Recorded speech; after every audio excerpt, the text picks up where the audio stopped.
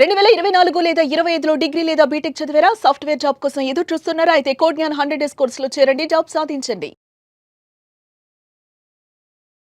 నమస్తే శశికాంత్ గారు. నమస్తే ఉషా గారు. సార్, మనం చాలా కేసులు చూస్తూ ఉంటాం. డివోర్స్ ఇవ్వరు భర్తలు, భార్యను అలాగే ఇంట్లో ఉంచుతారు. తనకి కావాల్సిన మెయింటెనెన్స్ ఇవ్వరు, తనకి కావాల్సినట్టుగా బతకనివ్వరు. పైగా తను ఏమైనా జాబ్ చేసుకుంటానన్నా పంపించరు.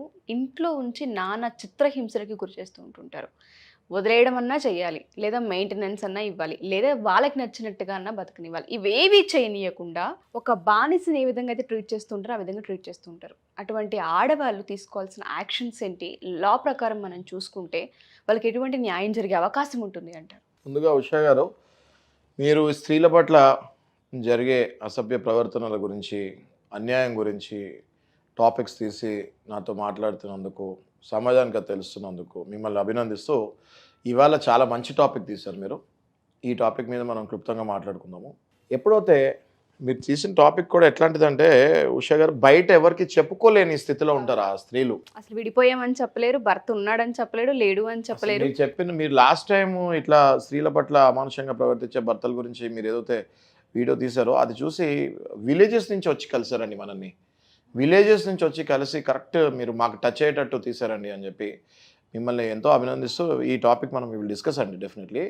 ఎప్పుడైతే ఒక స్త్రీని ఇంట్లో నిర్బంధించి కన్ఫైన్ చేసి రిస్ట్రెయిన్ చేసి ఒక భర్త బయట తిరుగుతూ వేరే స్త్రీలతో తిరుగుతూ ఆర్ వేరే స్త్రీలతో తిరగకుండా ఉన్నా, ఎప్పుడైతే ఈ స్త్రీని నిర్బంధించి బయటకి రాకుండా చేసి ఒక రూపాయి కూడా ఇవ్వకుండా కేవలం ఒక కుక్కకు పడేస్తున్నట్టు అన్నం పప్పు లేకపోతే అన్నం పచ్చడి అది కూడా ఉండదు. మీకు చాలా కరెక్ట్ చెప్పారు. నీళ్లు తాగి మంచినీళ్ళు తాగి బతికే స్త్రీలు ఏంటి? వాళ్ళ డబ్బు ఉన్న వాళ్ళు అందరూ మళ్ళీ బీదోళ్ళు కాదు, మళ్ళీ minimum middle class, above middle class మనుషులు ఇల్లు ఎంత దారుణంగా ప్రవర్తిస్తున్నారంటే స్త్రీల పట్ల, అది అసలు ఇమ్మీడియట్గా దాన్ని తీవ్రంగా ఖండించాలి. మనలాంటి రెస్పాన్సిబుల్ సిటిజన్స్ ఆఫ్ కంట్రీ ఇట్లాంటి సంఘటనని తీవ్రంగా ఖండించి దీన్ని లైమ్ లైట్లోకి తీసుకురావాలి. ఎలా సార్? అంటే ఇప్పుడు ఎవరికైనా చెప్పాలి అన్నా, భర్త ఉన్నాడు కదా, లీగల్ పరంగా మీరేం విడిపోలేదు అంటారు. బాధ్యత వహించాల్సిన భర్త తన ఇష్టానికి బిహేవ్ చేస్తూ కనీసం నలుగురికి చెప్పుకోవడానికి ఎటువంటి ప్రూఫ్ లేకుండా చేస్తున్న ప్రాసెస్లో ఆడవాళ్ళు చాలా నలిగిపోతూ ఉంటుంటారు. డివోర్స్ తీసుకుందామన్నా ఆ మగాళ్ళు అసలు డివోర్స్ ఇవ్వడానికి ముందుకు రారు. కరెక్ట్. ఎలా అప్పుడు యాక్షన్ ఎలా? అసలు దీనికి మన గవర్నమెంట్ కానివ్వండి, మన చట్టం కానివ్వండి, ఇందులో బ్రహ్మాండమైన సొల్యూషన్స్ ఉన్నాయి ఉషా గారు. చాలామందికి తెలియక మహిళలు ఎందుకు భయపడతారో తెలుసా మీకు? ఇలాంటి సంఘటనలో వాళ్ళకి రూపాయి కూడా ఇవ్వరు. వాళ్ళకి స్వతహాగా ఆ మహిళకి ఆదాయం ఉండదు, ఎందుకంటే జాబ్కి కూడా పంపిరు, ఆస్తులు ఉండవు, ఏదో పెళ్లి చేసి పంపించేస్తారు, ఇంట్లో ఆస్తులు ఉండవు. ఇంకా బయటకు వెళ్ళి పోరాడాలి హస్బెండ్ తోటి అంటే ఫస్ట్ ఇంటి నుంచి బయటకు వెళ్తే ఇంకో షెల్టర్ కావాలి కదా. ఆ షెల్టర్ ఎక్కడ దొరుకుతుంది ఆమెకి? ఆ షెల్టర్ దొరకదేమో, నాకు ఇంకా దిక్కు లేదు వీడి తప్ప అన్నట్టు అదే ఇంట్లో కుక్కిన పెయిన్లాగా పడుంటారు. అయితే ఇలాంటి మహిళలకి సుమన్ టీవీ ద్వారా నేను ఏం చెప్పాలనుకుంటున్నా అంటే, డొమెస్టిక్ వైలెన్స్ యాక్ట్ అని ఒకటి ఉంటుందండి. ఈ డొమెస్టిక్ వైలెన్స్లో మనకి గవర్నమెంట్ షెల్టర్స్ ప్రొవైడ్ చేస్తుంది. ఇమ్మీడియట్గా ఇలాంటి స్త్రీలు ఎవరైతే కంప్లీట్గా అనగదక్కి ఉంటారో, కొన్ని ఏళ్ల తరబడి భర్తల చేతిలో ఇలాంటి బాధపడే స్త్రీలు నేను రోజు చూస్తూ ఉంటాను. వీళ్ళకి షెల్టర్స్, ప్రొటెక్షన్ షెల్టర్స్ అన్నది ప్రొవైడ్ చేస్తారు మన గవర్నమెంట్.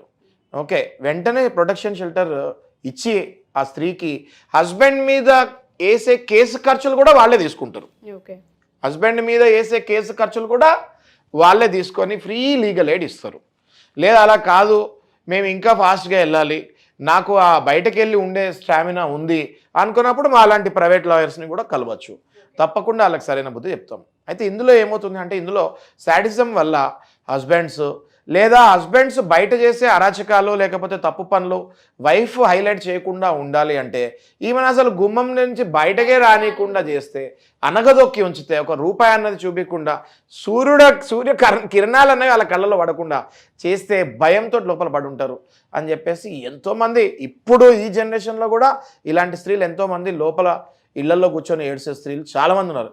అట్లీస్ట్ టీవీ ద్వారా వాళ్ళకి ఈ వీడియో కనుక వెళ్ళగలిగితే 100% స్క్రీన్ పైన డిస్ప్లే అయ్యే నెంబర్కి కాల్ చేసుకుంటే మేము మీకు ఎట్టి పరిస్థితుల్లో ఫోన్లో మాట్లాడో లేకపోతే మీకు టైం దొరికితే ఒక్కసారి మీరు రాగలిగిన 100% మీకు సరైన సొల్యూషన్ చూపిస్తాం. మళ్ళీ జీవితంలో మీ హస్బెండ్ లేకపోతే ఎవరైనా మగవాడు మీ పైకి ఇలాంటి అరాచకాలు చేయకుండా చూసుకునే బాధ్యత మనం తీసుకోవచ్చు ఉషా గారు. ఓకే, సో మీరు అన్నట్టుగానే ఎస్పెషల్ ఎవరైనా సరే ఆడవాళ్ళు కనుక మాకు చిత్రహింసలు ఉన్నాయి, మేము బేర్ చేయలేకపోతున్నాం, బయటికి రావాలన్నా డివోర్స్ ఇవ్వట్లేదు, మెయింటెనెన్స్ ఇవ్వట్లేదు, మాకు కావాల్సింది ఏది మాకు అందనివ్వట్లేదు, ఈవెన్ మా పేరెంట్స్తో కూడా మమ్మల్ని కనెక్షన్లోకి వెళ్ళనివ్వట్లేదు అనుకునే వాళ్ళందరికీ కూడా ఈ ఎపిసోడ్ చాలా పెద్ద హెల్ప్ అవుతుంది.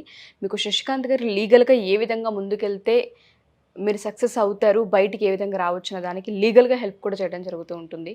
మెయింటెనెన్స్ కూడా ఉషా గారు అన్నట్టుగా మెయింటెనెన్స్ ఇప్పుడు అదే ఇంట్లో ఉంటున్నారు ఫర్ ఎగ్జాంపుల్. ఓకే, వీళ్ళు బాగానే వెల్ టు డూ ఫ్యామిలీ అనుకోండి, నెలకు 2-3 లక్షలు హస్బెండ్ సంపాదిస్తున్నాడు. Okay, well to do family. ఈమె దగ్గర కూడా అట్లీస్ట్ బయటకు వచ్చి మనల్ని కలిసే అంత స్టామినా ఉంది, కానీ చిత్రహింసలు పెడతాడు, మెయింటెనెన్స్ ఇవ్వట్లేదు, పుట్టింటి ఆస్తుంది ఈమె దగ్గర, దాని తప్ప హస్బెండ్ ఏమి ఇవ్వట్లేదు. ఇలాంటి వాళ్ళు ఏం చేయాలి అంటే ఇలాంటి వాళ్ళు వెంటనే ఆ హస్బెండ్ మీద మెయింటెనెన్స్ వేసేయాలి. వెంటనే కోర్టుకు వెళ్ళి మెయింటెనెన్స్ కేసు వేసేస్తే వితిన్ 4 to 5 monthsలో మీ హస్బెండ్ సంపాదించుకునే దాంట్లో 50% వరకు క్లెయిమ్ చేసుకునే ఆస్కారం ఉంటుంది. చాలామందికి ఇవి తెలియక ఉషా గారు ఇంక నా జీవితం ఇంతే అన్నట్టు బతికేస్తున్నారు. అదే ఇంట్లో ఉంటూ హస్బెండ్ మీద మెయింటెనెన్స్ వేయచ్చు, అదే ఇంట్లో ఉంటూ హస్బెండ్ మీద డొమెస్టిక్ వైలెన్స్ వేయచ్చు, మీ మీద చెయ్యెత్తకుండా మీ మీద అరవకుండా చేసే బాధ్యత మనం తీసుకోవచ్చు. ఇది చాలామంది తెలియక అలా పడి ఉంటున్నారు. So they have to come out. మేము తప్పకుండా మేము చాలా డైలీ ఇట్లాంటి కేసులు చూసి బాధపడుతూ ఉంటాము. అదే కేవలం బాధపడటం వల్ల ఏం చేయలేం కాబట్టి మీడియా ద్వారా మీకు ప్రొటెక్షన్ ఇవ్వగలుగుతామమ్మా, మీరు బయటికి రండి, తప్పకుండా మీకు ఫ్రెష్ లైఫ్ నెక్స్ట్ ఎలా వెళ్ళాలో కూడా మేము మీకు సొల్యూషన్ ఇవ్వగలుగుతాం. Wonderful, thank you sir, thank you so much.